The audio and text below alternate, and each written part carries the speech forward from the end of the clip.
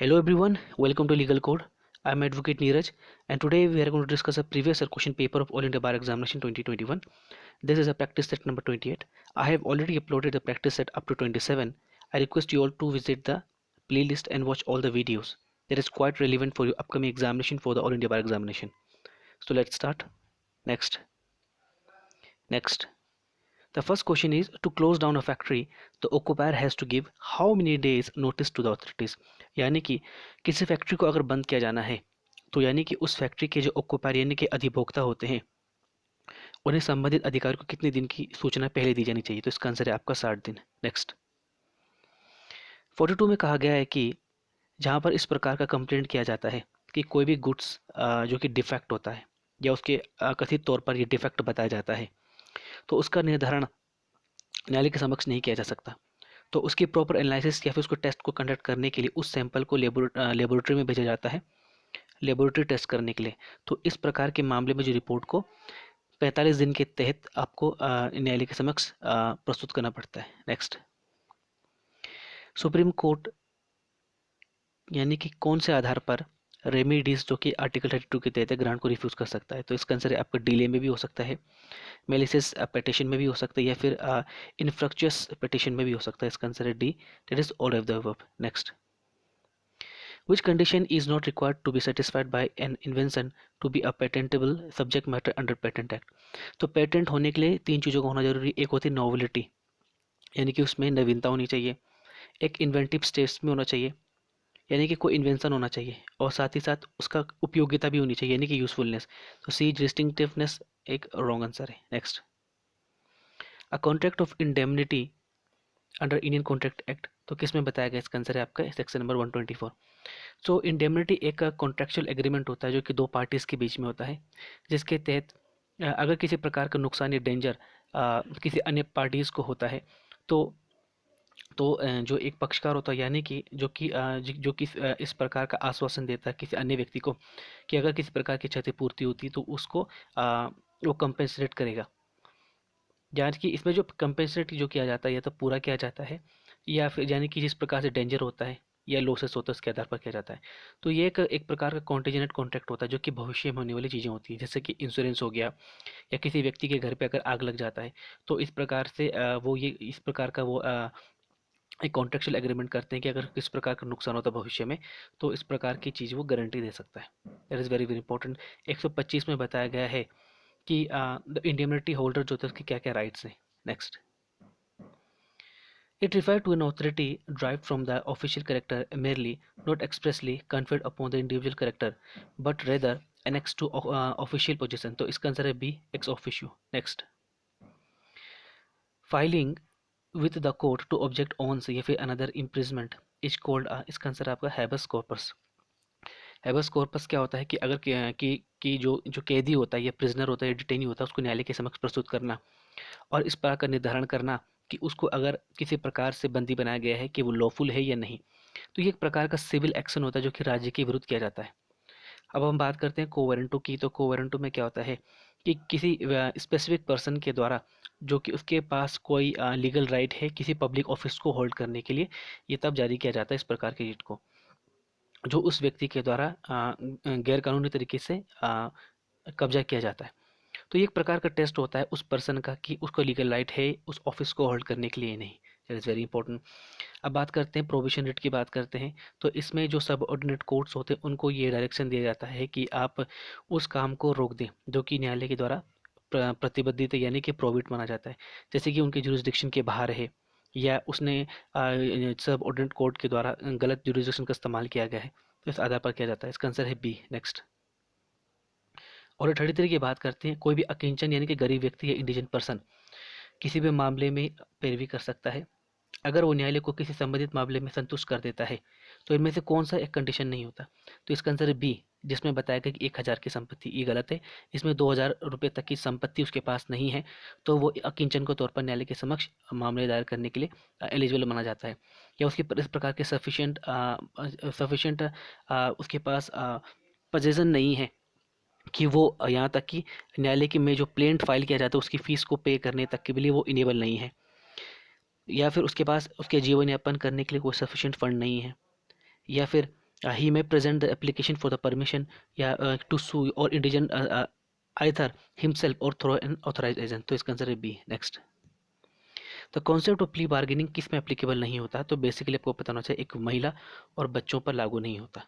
Next, Indian computer emergency response team की बात करते हैं as a national agency for incident response, इसको कंस्टिट्यूट किया गया था information technology act section number 70 B. Next, environment protection act 1986 कब लागू हुआ था, इसका आंसर है 19 नवंबर सन 1986 को, इसका आंसर है बी। आपको याद होना चाहिए कि ये अपकमिंग एग्जामिनेशन में ऐसा हो भी सकता है कि कभी डेट पूछ लिया जाए कि कब इन्फोर्स हुआ, कब लागू हुआ, तो इस चीज़ों को आपको अपने आप को रिमेंबर करना चाहिए कि आपको इस चीज़ को याद रहे। Next, which section of the Indian evidence act जो होता है वो डॉक्ट्रिन ऑफ जस्टिस के बारे में बताता है, वो आता है सेक्शन नंबर 6, जिसमें बताया गया relevancy of the fact forming the part of the same transaction. Section number 5 में बताया गया है कि एविडेंस या तो फैक्ट इन इशू का या फिर रेलेवेंट फैक्ट का दिया जा सकता है। सेक्शन नंबर 7 में बताया गया है कि वो तथ्य जो कि किसी अवसर को या फिर किसी कारण को या किसी प्रभाव को बताते हैं जो कि फैक्ट इन इशू का होता है। सेक्शन नंबर 8 जो होता है मोटिव, प्रिपरेशन या फिर प्रायर या फिर सब्सिक्वेंट कंडक्ट के बारे में बताता है।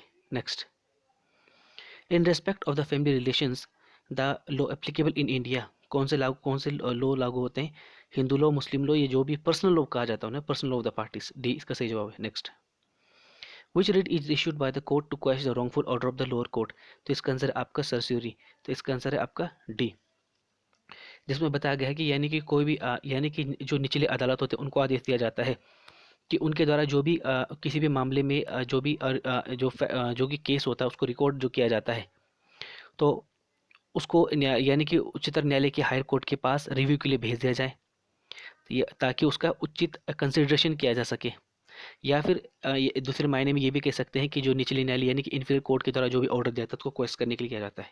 Next, liability of the drawer to compensate the drawee in the case of dishonour is primarily provided under C, यानी कि सेक्शन नंबर 30 में बताया गया है कि अगर ड्रॉवर का लाइबिलिटी कब होती है, इसमें बताया गया है कि अगर कोई भी नेगोशिएबल इंस्ट्रूमेंट जैसे कि चेक वगैरह जो होता है डिसऑनर हो जाता है, तो ड्रॉवर का राइट हो जाता है कि वो जो ड्रॉवी होता है उसको कंपेंसेट करे। अगर वो कंपेंसेट नहीं करता है तो उसको सबसे पहले अगर डिसऑनर हो जाता है चेक किसी भी मामले में, तो उसको प्रायर नोटिस दिया जाना चाहिए कि आपका चेक डिसऑनर हो गया, तो वो बेसिकली उसके ऊपर लाइबिलिटी बन जाती है कि वो ड्रॉवी को जो भी लाइबिलिटी उसके ऊपर थी उसको उसके संबंध में चेक का भुगतान करें। It is very important. Section number 29 में समझते हैं कि liability of the legal representative signing, मान के चलिए कोई डिकेस्ड पर्सन है, उसकी मृत्यु हो जाती है, तो उसका जो लीगल रिप्रेजेंटेटिव होता है अगर कोई भी नेगोशिएबल इंस्ट्रूमेंट में साइन करता है, तो या प्रोमिसरी नोट पे या फिर चेक पे किसी प्रकार का साइन करता है, तो वो पर्सनली तौर पर लाइबल माना जाता है। या फिर अगर उसने चेक में एग्जाम्पल के तौर पर 10,000 रुपये तक का लाइबिलिटी बताया गया है, तो 10,000 रुपये तक के लिए ही लाइबल होगा, उससे अधिक को लाइबल नहीं माना जाएगा। Next, part 3 of the arbitration and conciliation act 1996 की बात करते हैं, तो ये बताता है आपके प्रोसेस ऑफ कॉन्सुलेशन के बारे में बताता है, ए सही जवाब है। Next, under the supreme court judgement action of the president, यानी कि राष्ट्रपति के द्वारा किया गया जो भी कार्य जैसे कि समन या फिर प्रोरोग या फिर dissolve either of the house of the parliament cell भी अनकॉन्स्टिट्यूशनल माना गया था, क्योंकि उन्होंने काउंसिल ऑफ मिनिस्टर की एडवाइस के बिना ऐसा किया था। तो इसका आंसर आपका राव वर्सेस इंदिरा गांधी, 1971। इंदिरा गांधी वर्सेस राजनारायण का जो केस था ये बेसिकली इलेक्ट्रोल मेल प्रैक्टिसेस के बारे में था, जिसके तहत इंदिरा गांधी जी को 6 ईयर के लिए बैन कर दिया गया था फॉर द इलेक्शन। और ये एक पॉलिटिकल क्राइसिस माना जाता है जिसमें 1975 से 1977 के बीच इमरजेंसी भी लागू हुआ था। आनंदन वर्सेस चीफ सेक्रेटरी की बात करें तो इसमें ये हुआ था कि जो प्रेसिडेंटल ऑर्डर दैट इज मतलब suspending the right to move the court for enforcement of the fundamental rights, यानी कि जितने भी जो मेंबर ऑफ पार्लियामेंट्स थे प्रेसिडेंट ऑर्डर के द्वारा उन्हें अपने मामले को फंडामेंटल राइट्स को लागू कराने के लिए न्यायालय के समक्ष प्रस्तुत यानी कि अपने फंडामेंटल राइट्स को लागू कराने के लिए न्यायालय के समक्ष जाने के लिए रोक दिया गया था।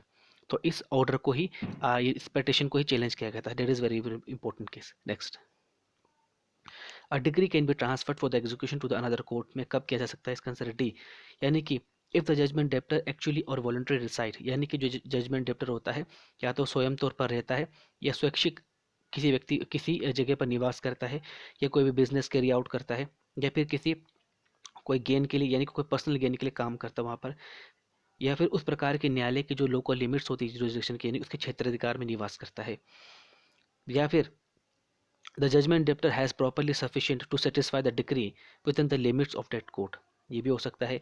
या फिर if the decree directs the sale और delivery of immovable property situated outside the local limits of jurisdiction of court which pass it, मान के चलिए कि अगर कोई भी संपत्ति उस न्यायालय की सीमा के क्षेत्राधिकार के तहत नहीं है जो कि लोकल जुरिस्डिक्शन में, तो वो न्यायालय किसी अन्य न्यायालय को ट्रांसफर कर सकता है कि जिस क्षेत्र में वो व्यक्ति या तो निवास करता है, बिजनेस कैरी आउट करता है, या फिर पर्सनल तौर पर काम करता है, या फिर मान के चलिए कि उसकी कोई मूल प्रॉपर्टी किसी अन्य न्यायालय के क्षेत्राधिकार की सीमा में है, तो अन्य न्यायालय को दे सकता है ताकि उस मामले के संबंध में डिक्री को एग्जीक्यूट किया जा सके। इसका आंसर है D, all of the next. Section number अच्छा, इनमें से कौन से सेक्शन के तहत सीआरपीसी असिस्टेंट पब्लिक एपीओ यानी कि असिस्टेंट पब्लिक प्रोसिक्यूटर के बारे में बताया गया, date is T, section number 25। Public prosecutor को बताया गया 24 में, एग्जीक्यूटिव मजिस्ट्रेट है आपका 20, और सेक्शन नंबर 13 में बताया गया है स्पेशल जुडिशियल मजिस्ट्रेट। नेक्स्ट,